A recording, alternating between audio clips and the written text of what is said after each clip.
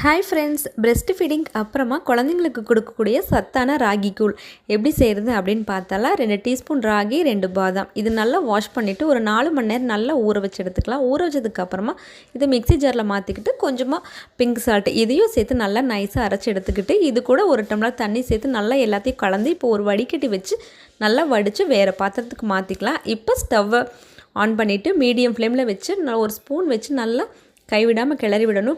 அப்படியே ஒரு 2 நிமிஷம் விட்டுட்டோம் அப்படின்னா கூழ் வந்து ஃபுல்லாக கட்டி கட்டி ஆயிரும். அதனால் கைவிடாமல் அப்படியே கிளறி விட்டோம் அப்படின்னா ராகியோட பச்சை வாசனையில் போய் கூழ் வந்து ரொம்ப நல்லா ரெடி ஆயிரும். இதுக்கப்புறமா இன்னொரு பிளேட்டில் நல்லா கூழை ஊற்றி நல்லா பரப்பி விட்டீங்க அப்படின்னா எல்லா பக்கமும் கூழ் வந்து ஈக்குவல் ஹீட்டில் இருக்கும். அப்போ தான் வந்து 6 மந்த் முடிஞ்ச பேபிஸ்க்கெல்லாம் கொடுக்குறக்கு கரெக்டாக இருக்கும். கண்டிப்பாக இதை நீங்கள் வீட்டில் ட்ரை பண்ணி பாருங்கள். பிரெஸ்ட் ஃபீடிங்க்கு அப்புறமா ஃபஸ்ட்டு கொடுக்கக்கூடிய ராகி கூழ் இது வந்து குழந்தைங்களுக்கு கண்டிப்பாக கொடுங்க. நீங்களும் ட்ரை பண்ணி பாருங்கள்.